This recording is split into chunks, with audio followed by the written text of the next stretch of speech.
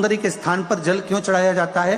क्योंकि भगवान शंकर की सबसे छोटी लड़की जो है वो अशोक सुंदरी है। और ये जो छोटी लड़की है अशोक सुंदरी, ये नारी को अखंड सौभाग्यता का वर प्रदान करती है। कौन सी नारी को? किस नारी को अखंड सौभाग्यता देती है? तो महाराज शास्त्र कहता है, जिस नारी के भाग्य में लिखा होता है कि इसको वैधव्य होना है, इसके पति को समाप्त होना है, अगर वो नारी अशोक सुंदरी वाली जगह पर जल चढ़ा देती है तो पति पर अगर काल भी मंडरा रहा होता है तो मां अशोक सुंदरी महाकाल से कहकर काल को टाल देती है। वो अशोक सुंदरी का शास्त्र कहता है, सौभाग्यवती नारी जितना भजन पूजन करती है, सौभाग्यवती नारी जितना भगवत नाम स्मरण करती है, भगवत पूजन करती है, व्रत करती है, साधना करती है, तप करती है, पूजन करती है, पाठ करती है, आराधना करती है, अर्चना करती है,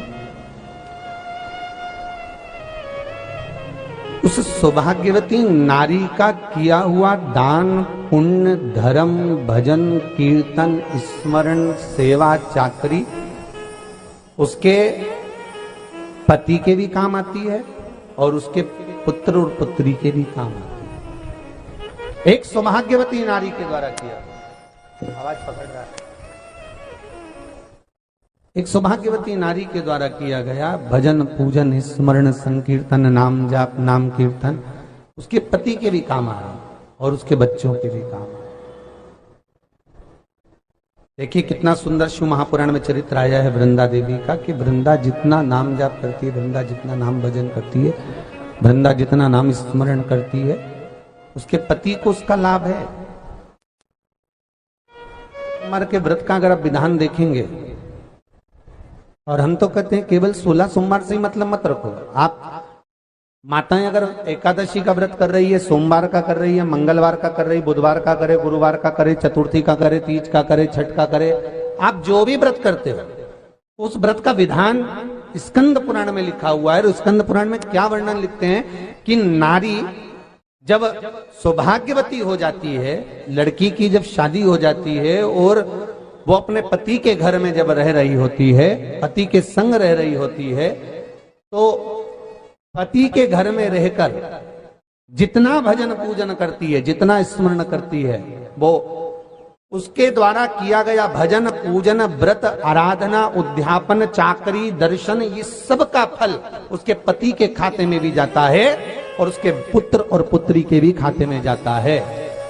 पर उसमें एक बात का विशेष ध्यान रखना, स्कंद पुराण कहती है कि आप व्रत को उठाएं। आपने व्रत उठाया, कहां उठाया? पति के घर से उठाया, ठीक है। आपने व्रत उठाया सोमवार का, 16 सोमवार का, पशुपतिनाथ का, या गुरुवार का, या मंगलवार का, या बुधवार का, जो भी व्रत आपने उठाया वो पति के घर से उठाया।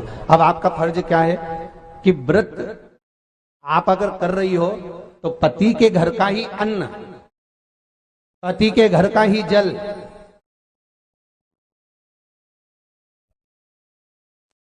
पति के घर का ही सुख आनंद महाराज हमको प्राप्त हो।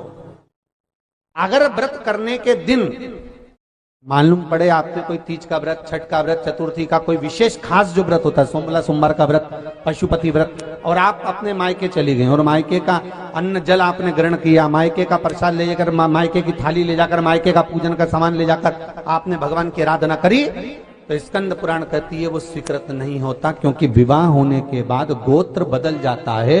उस गोत्र का अन्न चाहिए, उस गोत्र का भाग चाहिए।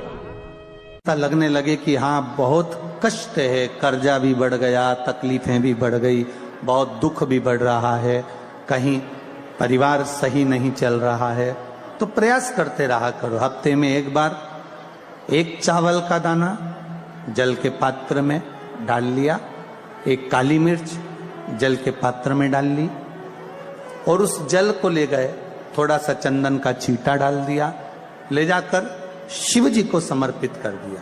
शंकर को जल चढ़ाने के लिए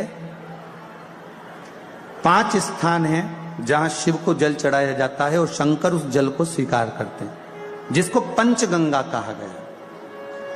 5 स्थान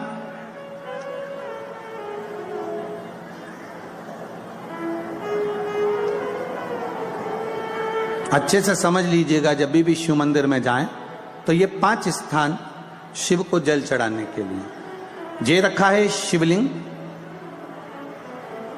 गोल जलाधारी, ये चरण जहां से पानी नीचे की ओर जाता है। शंकर भगवान के 13 बच्चे हैं, 13 की 13 बच्चे, शिव जी का संपूर्ण परिवार, 33 कोटि देवता, 64 योगनियां, सब शिवलिंग के आसपास में।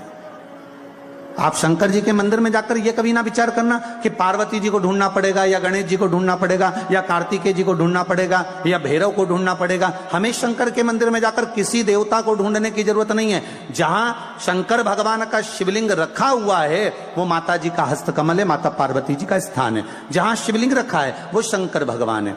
जहां जलाधारी है उस जलाधारी के पास में जहां पानी बहता है बीच में अशोक सुंदरी का स्थान है। जहां से पानी बह रहा है उसका राइट भाग वहां गणेश जी का स्थान है, लेफ्ट भाग कार्तिकेय जी का स्थान है। शंकर भगवान के ऊपर जो जल गिर रहा है वो शंकर भगवान की 5 लड़कियां जया, विषहरा, शामली बारी, दौतली, देव, ये शंकर जी की 5 बेटियां ऊपर हैं। जहां से पानी बहकर उस निकासी से, जहां नाली बनी रहती है, पानी जहां से निकलकर बाहर मंदिर के जा रहा है वो 33 कोटि देवताओं का स्थान है। इसलिए सारे मंदिरों की परिक्रमा हो सकती है पर शंकर जी के मंदिर की परिक्रमा नहीं करते, क्योंकि वो जल जो जा रहा है वो 33 कोटि देवताओं का स्थान है, उसको हम लांघ नहीं सकते।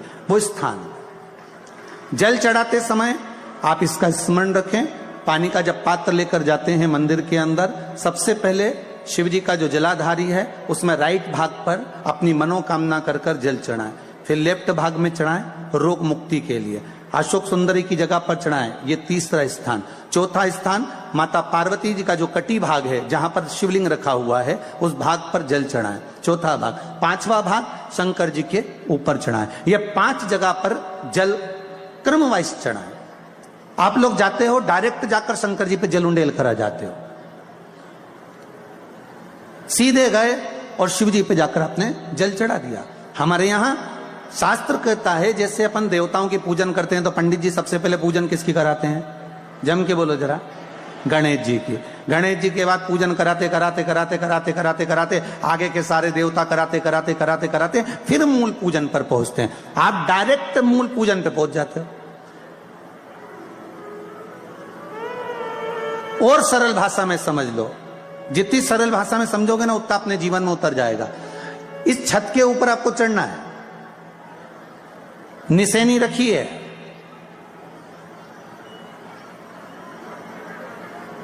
पाए लगे हुए हैं, आप कैसे चढ़ोगे? एक एक पाए पर पांव रखकर चढ़ोगे कि डायरेक्ट पहला पे रखोगे आखिरी पर? जम के बोलिए जरा। एक एक पाए पर पांव रखोगे ना कि धीरे धीरे हमको चढ़ना है। उसी तरह शिव मंदिर में पहुंचने के बाद पहला गणेश स्थान, कार्तिकेय स्थान। वीडियो पसंद आए चैनल को लाइक करें, सब्सक्राइब करें, शेयर करें। श्री शिवाय नमस्तुभ्यम, हर हर महादेव कमेंट बॉक्स में अवश्य लिखें। महादेव आपकी इच्छा जरूर पूरी करेंगे। धन्यवाद, मिलते हैं नेक्स्ट वीडियो में।